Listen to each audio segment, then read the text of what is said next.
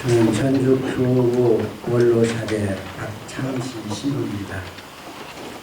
어제 그제 시국기도회에 강연을 해드리려 해서 갑자기 준비해서 나고 아마 미처 다 이야기는 못할 것 같습니다. 그래도 오늘 중요한 날이기 때문에 말씀드리도록 하겠습니다. 지금 우리는 군산 수성동 성당에서 시국미사를 바치고 있습니다. 이 미사가 우리나라 전 지역에 퍼져 나라 안에 정의와 평화가 깃들 수 있도록 하고 하느님의 뜻이 이 땅 위에 충만하기를 간절히 바라면서 시국미사를 열심히 그리고 간절한 마음으로 기도합시다. 지금 이 땅에는 법도 없고 정의도 없고 폭력적인 불통의 힘만이 있습니다. 그에 민생은 잃어가고 없지만 난무하는 어지러운 세상이 됐습니다. 그러기에 오늘 우리의 미사 기도가 간절해야 되고 혼자 하는 기도가 아니라 여러 사람들이 함께 하는 기도가 되어야 합니다. 그리고 나라 전 지역에 퍼지는 미사가 되었으면 좋겠습니다. 우리는 미사 중에 하느님의 어린 양, 세상의 죄를 없애시는 주님 하고 기도합니다. 그럼 다음에 뭐라 그러지요? 자비를 베풀어 주소서, 평화를 주소서 합니다. 이 기도가 현실을 떠난 영적으로 하는 기도가 아니라 우리가 사는 현실 안에서, 그러니까 국정원과 모든 국가 기관의 대선 정치 개혁으로 생긴 부정선거, 그로 인해 합법적이지 못한 대통령 당선으로 정권 교체의 꿈이 깨지는, 민주주의가 붕괴되고 그 무서운 유신 시대로 복귀하고 있는 현실, 남과 북이 갈라져 평화가 위협을 당하고 있는 이 현실에서 하는 간절한, 아주 간절한 기도가 미사 기도가 되어야 합니다. 이 미사 기도문 중에 어린 양은 예수님이십니다. 세상의 죄는 세상을 꼬이게 하는 잘못된 권력과 그리고 부당한 재물과 그에 대한 교만입니다. 여기에서 교만은 위세와 독점, 자본입니다. 이 세상의 죄를 예수님의 어머니 마리아는 세례자 요한의 어머니 엘리사벳을 방문하여 만난 자리에서 당신의 노래, 유명한 마리아 노래죠. 마리아 노래를 표현합니다. 여러분 레지오 하실 때 아테나 내용입니다. 그분께서는 당신 팔로 권능을 펼치시어 마음속 깊이, 마음속 생각에 교만한 자를 흩으시고 통치자들을 왕좌에서 끌어내리시고 부유한 자를 빈손으로 내치셨습니다. 하고 세상의 죄가 무엇인지 노래로 하셨습니다. 확실히 정당성을 잃은 권력은 봉사하지 않는 권력입니다. 정당치 못한 부유함은, 그러니까 부유한 돈은 민중, 도시 서민과 노동자 농민의 생업을 공격합니다. 부당한 권력과 잘못된 재물인 세상의 죄는 많은 사람들의 생존을 위협하고 인권을 침해하며 희망 없는 세상, 억압과 착취가 난무한 어지러운 세상으로 만들어갑니다. 그런데 예수님을 믿는 신앙인들은 세상의 죄에 대해서 관심이 없습니다. 여기에 앉은 여러분 밖에 다른 사람들은 관심이 없습니다. 죽은 다음에 천당만 가면 된다고 생각하는 것이 오늘날 우리들의 신앙입니다.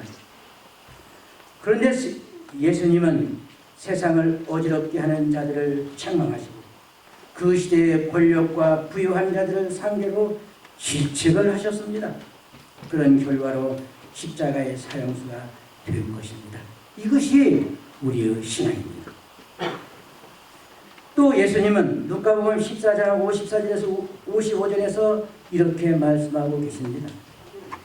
너희는 구름이 서쪽에서 올라오는 것을 보면 곧 비가 오겠다 한다 하고 말한다. 과연 그대로 된다. 또 너희는 남풍이 불면 더워지겠다고 하고 말한다.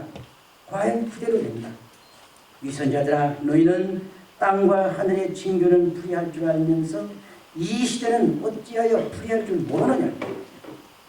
이렇게 예수님은 질책을 하셨어요.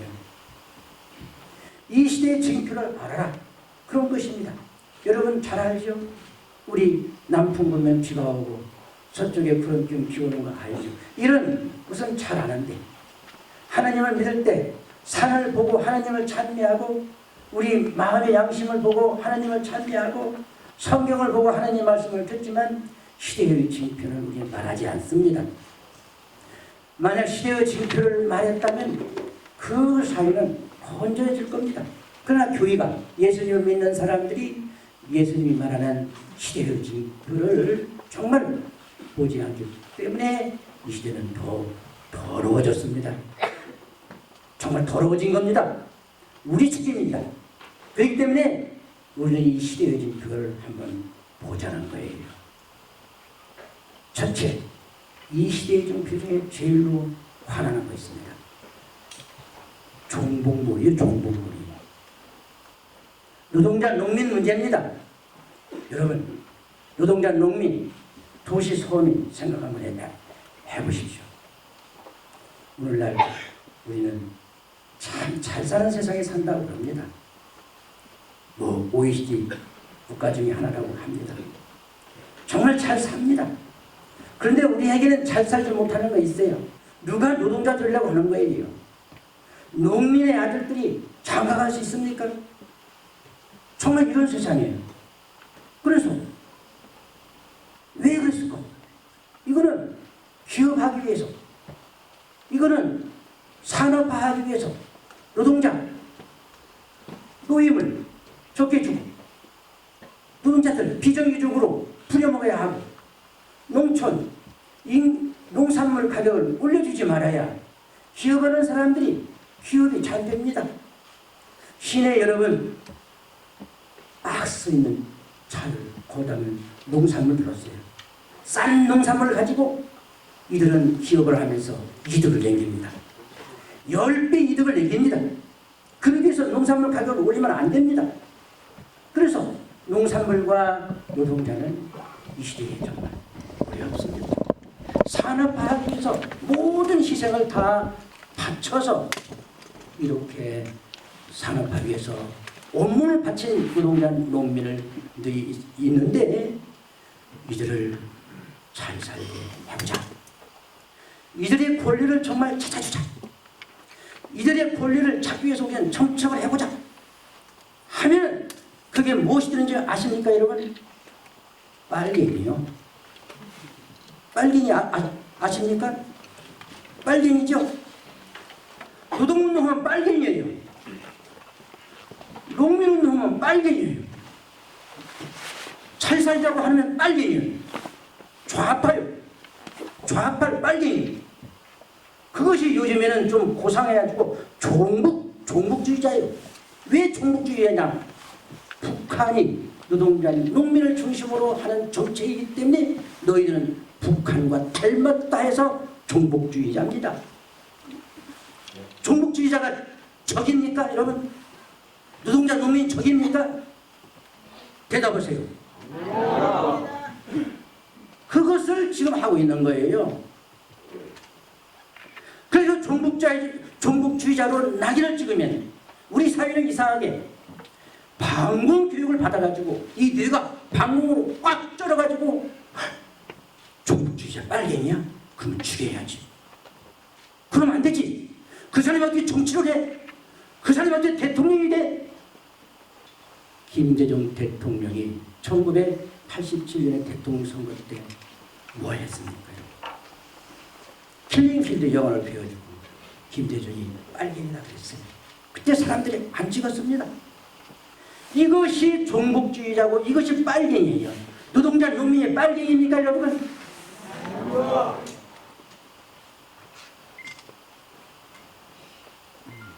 빨갱이 아니에요. 우리나라 산업을 위해서 열심히 일했던, 열심히 정말 못 맞춰서 일했던, 지금 기업인들은 정부에서 돈을 대주고 해주고 해서 자기들이 돈을 벌지만 이들은 몸으로 이 사회를 산업화로 일으킨 없습니까? 우리 서민의 삶을 정치인들이 보호해 줘야 합니다. 정치가 보호해 주지 않으면 자본은요 얼마든지 나쁜 짓 합니다.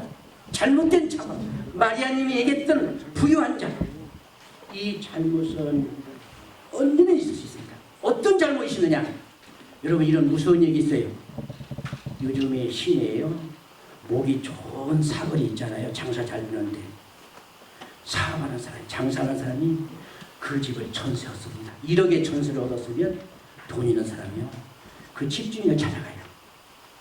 당신 내가 1억의 전세를 할 거니까 나 좀 주세요. 그럼 주인은 어떻게 됐어요? 1억 받겠어요? 2억 받겠어요? 2억 받아요. 그러면 이제 이 집주인은 지금 들어있는 전세자한테 나 당신한테 2억 받아야 될 것 같아. 그러면 이 사람이 2억 있으면 다행인데 없으면 어떻게 돼요? 목 좋은 자리 빼앗기는 거예요. 이것이 잘못된 죄물이에요. 우리 마리아님이 얘기했던 부유한 자를 빈손으로 보내셨다 하는 그 부유함, 잘못된 죄물, 이것을 정치권에서 서민을 보호를 해주고 못 오게 하고 해야 하는데 그건 그렇지 않잖아요. 대형 마트가 또 기업형 이런 슈퍼가 오늘날 우리 이웃의 삶을 빼앗고 있잖아요. 그거를 막아주는 대통령이 있으면 서민이 얼마나 좋겠어요. 그거를 풀어주지 막지 않고 뛰도록 놔주는 그런 사람이 있으면 서민은 다 죽어요. 여러분 보세요. 1961년에 이병갑이라는 사람이 있었어요. 박정희가 쿠데타 이렇게 나온 다음에 무슨 일이 벌어졌는가? 이병갑이 말이요. 이병철 형님이에요. 1961년입니다. 상암 아이스크림을 만들었어요. 그때 온 시내에 아이스크림 공장이 정말 많았습니다. 근데 이 이병갑이 상암 아이스크림을 정말 팥도 좋은 것 넣고 상에는 설탕 넣고 이게 참 잘 만들어가지고 시식을 시켰어요. 시식. 그냥 공짜. 3년이 되지 않아가지고 상암 아이스크림 먹고 모든 아이스크림 공장이 다 망한 거예요. 이렇게 해가지고 서민 공장들은 다 망하는 겁니다. 그것뿐입니까 여러분? 지금 모든 목수들 옛날에 가난하면 목수에서 가구점 했던 거 전부 기업이 하잖아요. 지금 1982년 학생 자유로 입으면서 전두환이 입혀놓고 그때 기성복이 메이크 제품 돼가지고 지금 전 양복점이 다 망했잖아요. 여러분 그렇잖아요. 이것이 바로 자본이, 부유한 자본이 서민을 잡아먹는 방법이에요. 이거를 정치가 막아줘야 합니다. 그래서 서민을 보호해야 하는데 지금까지 정치하는 대통령이나 국회의원들은 가들하고 짝꿍이 돼가지고 서민을 보지 않았습니다. 그래서 여러분 이 대통령이라는 건 굉장히 중요한 거예요. 기업을 살리느냐 서민을 살리느냐 했을 때 기업만 살리고 서민을 죽이는 대통령을 뽑을 거냐 서민을 살리고 기업을 살리는 대통령을 뽑을 거냐 했을 때 정권 교체는 굉장히 중요합니다. 중요하지 않아요? 네. 왜 대답이 없어요? 그런 정권 교체가 이루어져야 되는데 국정원이 대선 개입을 한 겁니다. 어제까지 122만 2천 원. 또 오늘 신문에는, 어제 신문과 오늘 신문에는 청와대 누가 그 사이버에 이렇게 그 사람들을 대줬다. 캐면 캘수록 엄청난 국가의 대선을 중립을 지켜야 할 이들이 개입을 한 거예요. 심지어는 국가보훈처가, 군인이, 심지어는 여행사에서 땅굴 구경시키고 하면서 이 종북몰이를 한 거예요. 이랬을 때 여러분 정권 교체가 이루어지겠습니까, 여러분? 이번 정권 교체를 못 이루는데 이번에 이 부정선거에 우리가 제대로 대처하지 못하면 앞으로 정권 교체 없습니다. 있습니까, 없습니까? 없습니다. 그렇기 때문에 이번에 이 부정선거, 엄청난 부정선거, 더군다나 부정선거 백서 있어요. 컴퓨터로 개표 그 부정선거 백서 읽어보세요. 국정원뿐만 아니라 컴퓨터로 조작해가지고 선거를 했어요. 익산을 예를 들면 익산의 선거가 86인데 중앙선거구에 72개 그 표가 올라왔어요. 근데 전체 투표인 수는 82하고 70도 똑같아요. 그럼 이게 맞은 것입니까? 안 맞은 겁니까? 안 맞는 거예요. 그런 것이 엄청나게 드러났어요. 여러분. 이런 선거를 가지고 이렇게 해서 우리의 살림들을 책임져야 할 대통령을 뽑을 수 있겠느냐 없겠느냐 이랬을 때 이번 이 부정선거는요 엄청난 문제인 거예요, 여러분. 그래서 저는 오늘 부탁합니다. 재임 시에 국가정보원과 군인과 또 모든 국가기관에서 대선에 개입하도록 해준 전두환 대통령은 구속 수사해야 합니다, 여러분. 맞습니다. 맞습니까? 맞습니다. 이명박 죄송해요. 네, 이명박은 네, 구속해야 합니다. 구속 수사해야 합니다. 그래서 지금 나라가 얼마나 시끄러워요, 정말. 그때 그렇지 말았어야 돼요. 그거를 이용한 박근혜는 퇴진해야 합니다, 여러분. 그렇죠?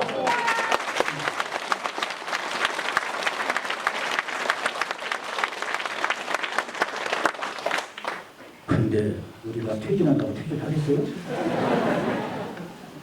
이제 송년회 신부 같은 분은 참아갈 테지고 강론은 박 신부는 웃기게 만들 테지. 이제 그거 우리 약합니다. 약하기 때문에 많은 사람들로 하여금 이런 것을 자세히 알고 이 대통령 우리 삶에 연관이 있다. 좋은 대통령 뽑아야 한다. 하나 예를 들면요. 김대중 대통령 때 복지적진 많이 했잖아요. 김대중 대통령 때 남북을 정말 화해하도록 했잖아요.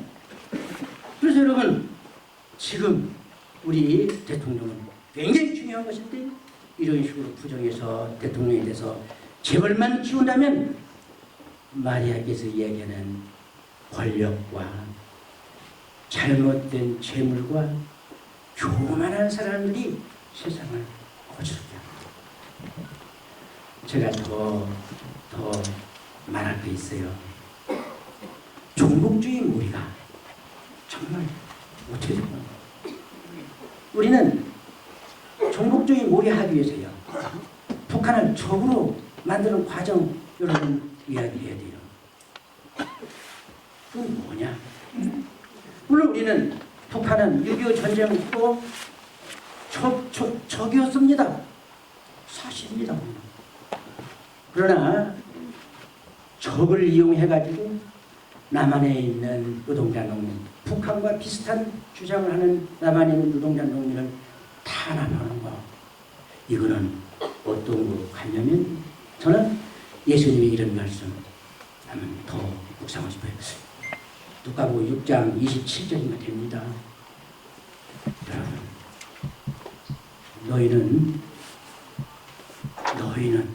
너가 아니에요. 너희는 원수를 사랑해야 있어요. 기억하시죠? 너희는 왜 너희는? 너가 아니야. 너 개인이 아니라. 이거는 저는 요즘 뭘로 묵상하냐면, 그렇구나. 너희들 어느 국가든지 원수가 있습니다. 오랑캐가 있고, 로마는 로마대로 오랑캐 있고, 미국은 미국대로 적이 있고, 남한은 북한이 적이고, 그렇지 않습니까? 적을 만들어 놓고, 원수를 만들어 놓고, 그 원수를 빗자해서 자국 내에 있는 사람들을, 선량한 사람들을 치고받고 판단하는 걸 이제 깨달았어요.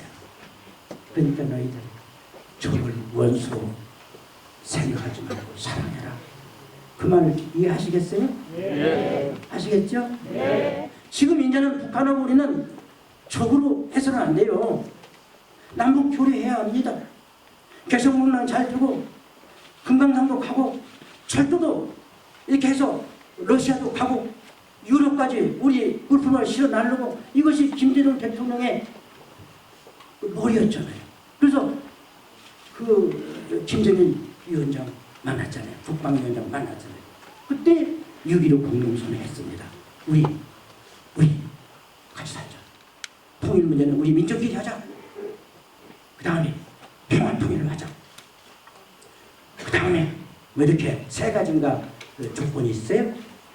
그래서 이제 금강산도 가고, 이제 개성공단도 나중에 노무현 전 대통령 때 열고, 그래서 통일의 길고 화해의 길을 갑니다. 예수님이 말하는 대로 서로 원수를 사랑해라, 이해해라 해서 이제 문제를 해결하는 것 같은데, 그러다 보니까 무슨 문제가 벌어지니까 천안함 사건 같죠. 여러분, 천안함 사건, 저는 항상 이런 생각해요. 천안함 사건,